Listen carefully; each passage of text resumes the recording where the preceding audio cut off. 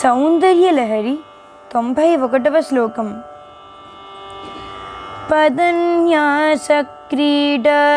పరిచయమివారద్భుమనసః స్కలం తస్తే ఖేలం భవనకలహం సానజహతి అతస్తేషాం శిక్షాం సుభగమణి మంజీరరణితచ్చలః దాచక్షాణం చరణకమలం చారుచరితే. అమ్మా, నీ పెంపుడు హంసలు నీ నడక నేర్వగోరి కాబోలు, నీ అడుగు వేతలను విడువవు. నీవును నీ రతనాల అందల చప్పుడులను నెపమున వానికి నీ అడుగిడు సొంపులను నేర్పుచున్నట్లున్నది.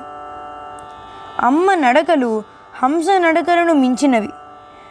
జీవన్ముక్తులైన పరమహంసలే భగవతి పెంపుడు హంసలు.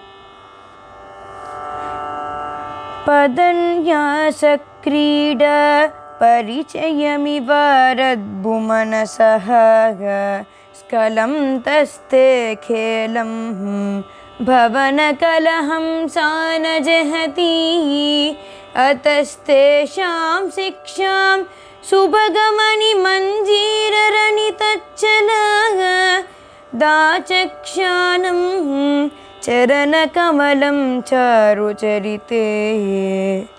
సౌందర్యలహరిలోని 91వ శ్లోకాన్ని ప్రతిరోజు బ్రహ్మముహూర్త కాలంలో 1000 సార్లు జపించి అమ్మవారికి పాయసము తేనె నైవేద్యంగా పెట్టాలి.